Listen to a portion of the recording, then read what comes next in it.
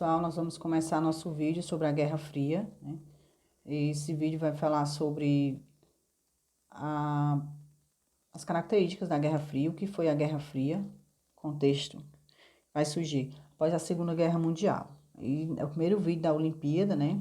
Contendo conteúdo de história, em seguida vai ter uma questão de história, filosofia, geografia e sociologia e um desafio. Então, cada equipe assiste o vídeo e responde o que se pede, certo?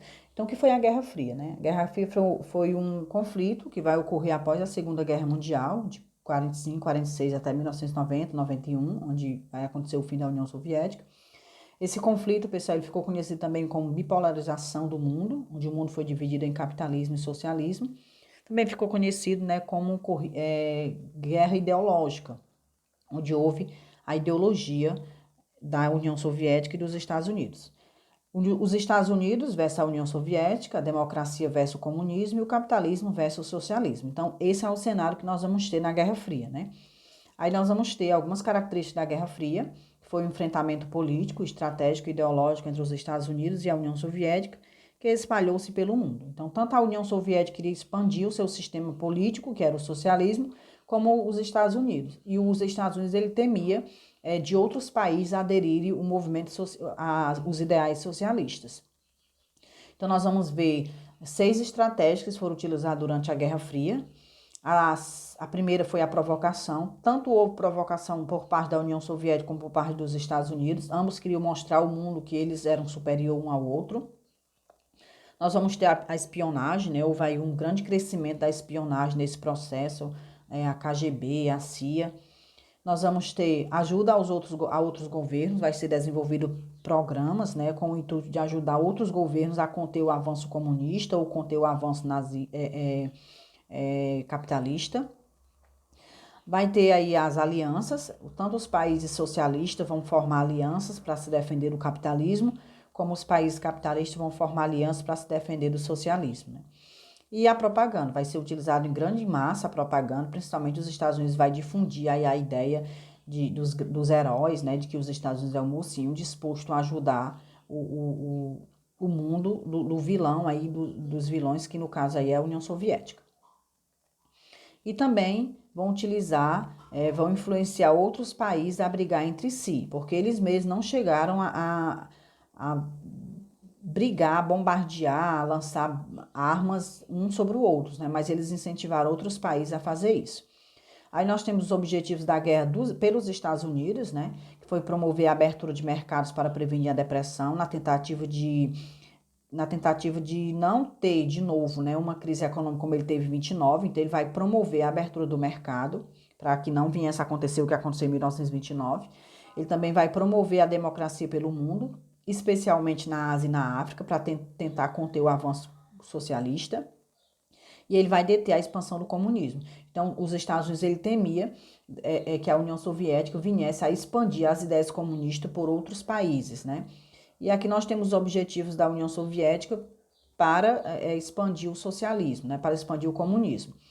Nós temos aí a criação da cortina de ferro, né?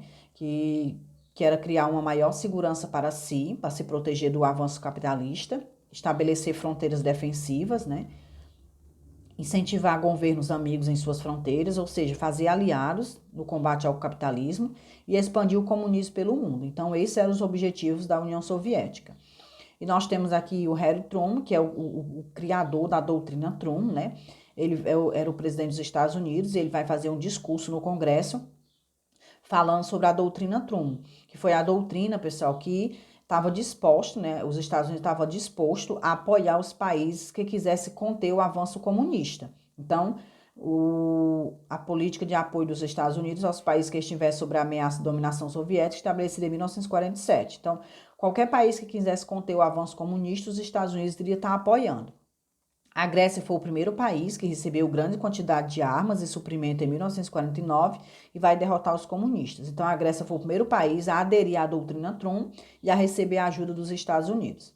Também nós vamos ter o Plano Marshall, né? Vai ser criado em 1947, o secretário de Estado Marshall vai anunciar o plano, que recebeu esse nome em homenagem a ele. E esse plano, pessoal, ele foi um plano de enorme ajuda econômica para a Europa, com o objetivo de ajudar também a recuperar os danos causados pela guerra. É claro que os Estados Unidos tinham um objetivo, né? Ele não ia criar esse plano só por criar.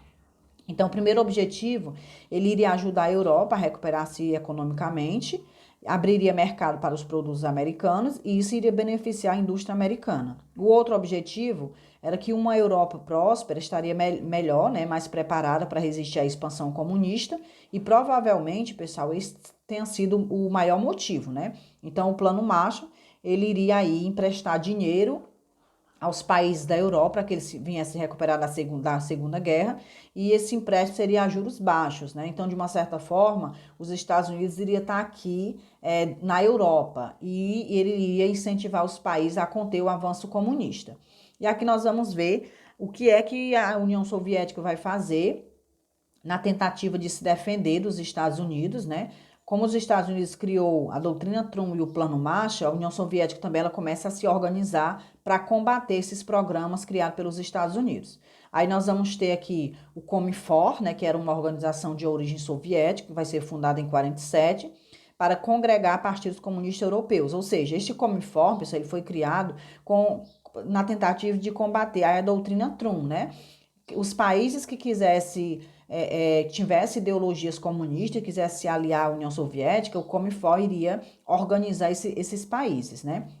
Nós também vamos ter aqui, nesse período, vai ter a imposição do Partido Único, ou seja, os países que aderissem ao comunismo, ele iria implantar somente um partido, né? Que era o Partido Comunista, onde iria ser chamado também de Democracia Popular.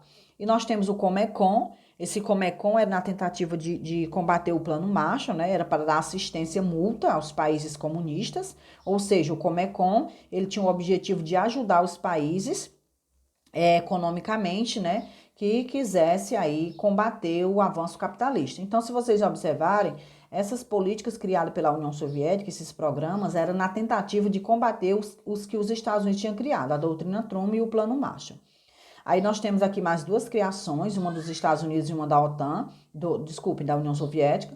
Nós temos a OTAN, que é a Organização do Tratado do Atlântico Norte, onde onde os Estados Unidos vão organizar essa organização, que é uma organização militar, onde ele reúne os países capitalistas. O objetivo era coordenar a defesa mútua dos países membros em resposta a um ataque de país comunista, ou seja, esses países que pertenciam à OTAN, eles estavam organizados entre si, e se viesse a ser atacado pelos comunistas, uns iriam ajudar os outros. E em contrapartida a isso, a União Soviética vai criar o Pacto de Varsóvia, né? O Pacto de Varsóvia, que também era uma organização militar, e tinha o objetivo de coordenar e defender, de coordenar a defesa mútua em caso de agressões militares, ou seja, o objetivo parecido com a OTAN, né? Então, o Pacto de Varsóvia foi criado justamente em resposta à OTAN.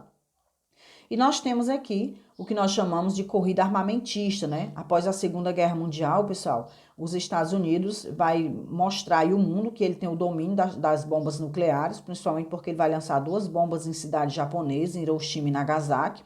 Então, o mundo sabe que ele tem domínio das armas nucleares, só que a União Soviética ela também começa a divulgar a ideia de que ela também tem armas nucleares e que ela também está fazendo uso dessas armas, né? Aí nós vamos ter o quê? A partir daí, o mundo percebe que os dois países, eles estão armados, que eles têm o controle das armas nucleares. Então, isso deixa o mundo mais tenso, com receio de eclodir aí uma terceira guerra mundial. Nós temos também a corrida espacial. Nessa corrida espacial, pessoal, que nós vamos ver, a União Soviética ela vai dominar durante quase 10, 11 anos a corrida espacial, porque ela é a primeira a lançar um satélite artificial, o Sputnik I. Esse satélite, ele tinha o objetivo de olhar, né, de analisar, de ver o espaço, de ver qual era o que é que o satélite suportaria no espaço. Era mais um satélite para estudar o espaço. Depois ela vai lançar o Sputnik II. No Sputnik II, pessoal, o primeiro ser vivo vai para o espaço, que vai ser uma cachorra Laika, e depois ela vai lançar o Yuri Gagarin, que era o primeiro astronauta a fazer voo orbital em torno da Terra, né? Só que os Estados Unidos, pessoal, ele começa também a desenvolver o seu programa espacial, vai ser criado a NASA, né? E também ele vai desenvolver o programa aí Apollo, projeto Apollo, a missão Apollo, e vai ser lançado o Apollo 11. O Apollo 11 foi lançado em 1969 e vai levar aí o primeiro homem, né, que é o astronauta Neil Armstrong, a pisar na Lua. E quando isso acontece, pessoal, então o mundo percebe que na corrida espacial os Estados Unidos já dominou, porque a União Soviética não chegou a enviar ninguém para a Lua e os Estados Unidos mandou o primeiro astronauta para a Lua. Então nós vamos ter aí a corrida espacial. Dentro desse contexto, nós temos aí a criação do Muro de Berlim. O que é esse Muro de Berlim, pessoal? Após a Segunda Guerra Mundial, a Alemanha vai ser dividida em 4 zonas de influência: Alemanha, França, Inglaterra, Estados Unidos e União Soviética.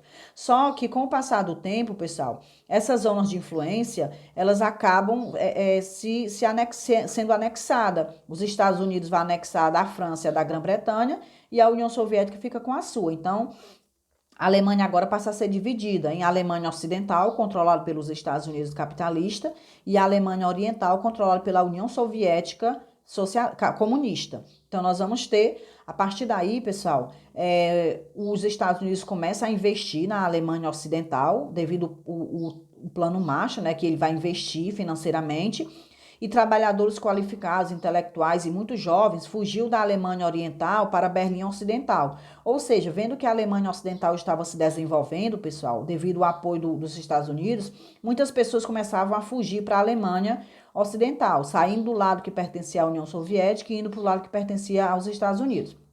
Por causa disso, em 13 de agosto de 1961, uma barreira de arame farpado foi erguida entre Berlim Oriental e Ocidental, e em poucos dias os trabalhadores cimentaram blocos de concreto e criaram o Muro de Berlim. Então, esse muro, na história também é conhecido como Muro da Vergonha, ele vai ser criado por esse motivo, para separar definitivamente a Alemanha Oriental da Alemanha Ocidental. A Alemanha Ocidental, influenciada pelos Estados Unidos, recebia apoio financeiro. A Alemanha Oriental, influenciada pela União Soviética, não recebia o mesmo incentivo. E esse muro ele vai durar até o final da Guerra Fria, quando ele vai ser destruído. E é um símbolo da Guerra Fria, é um símbolo da divisão do mundo, é um símbolo da bipolarização, é o Muro de Berlim, viu, pessoal? E nós temos aqui outros conflitos influenciados pela União Soviética e os Estados Unidos. Nós temos a Guerra das Coreias. Após a Segunda Guerra Mundial, os Estados Unidos e a União Soviética vão invadir o território coreano, que só existia uma Coreia, era controlada, anexada pelo Japão. Como o Japão vai ser bombardeado, esse território vai ser invadido pela União Soviética e os Estados Unidos. Então, eles começam a incentivar a disputa entre as Coreias, e aí nós vamos ter a separação entre Coreia do Sul e Coreia do Norte. Coreia do Norte influenciada pelo comunismo e Coreia do Sul pelo capitalismo. Nós vamos ter a separação total das duas Coreias, e até hoje elas são separadas. Nós também vamos ter a influência dos Estados Unidos e da União Soviética em Cuba, né? Cuba que era influenciada, que era, digamos assim, tinha o governo baseado nas ideias, tinha o governo capitalista, Fulgêncio Batista, que era um ditador, governava segundo os Estados Unidos. Então, quando Fidel Castro e Che Guevara conseguiram tomar o governo cubano, né? Pouco tempo depois, os Estados Unidos tentou tomar de novo, e por causa disso, Fidel Castro se aproximou de Moscou, implantou o socialismo em Cuba.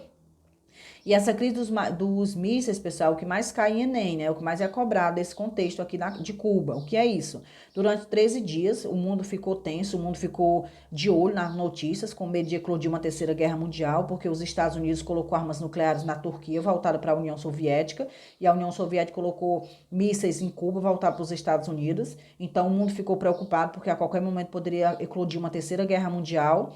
E aí a ONU teve que interferir, a ONU conversou com os dois países, solicitando a retirada dos mísseis, e um só tirava se o outro tirasse, né? Então os Estados Unidos retirou os mísseis da Turquia, a União Soviética retirou de Cuba, e assim nós chegamos ao fim dos 13 dias de tensão, dos 13 dias de terror, que colocaram aí em risco uma terceira guerra mundial, né? Aí nós vamos ter, nesse contexto, pessoal, o lento processo de morte da Guerra Fria. Então, a Guerra Fria, aos poucos, foi chegando ao fim. Em 69, foi assinado o primeiro acordo, né, SALT I, que era o Tratado para a Limitação das Armas Estratégicas. E em 79, foi criado o SALT II, que era a segunda rodada do plano, onde eles iriam pôr fim ou reduzir, né, a produção de armas nucleares.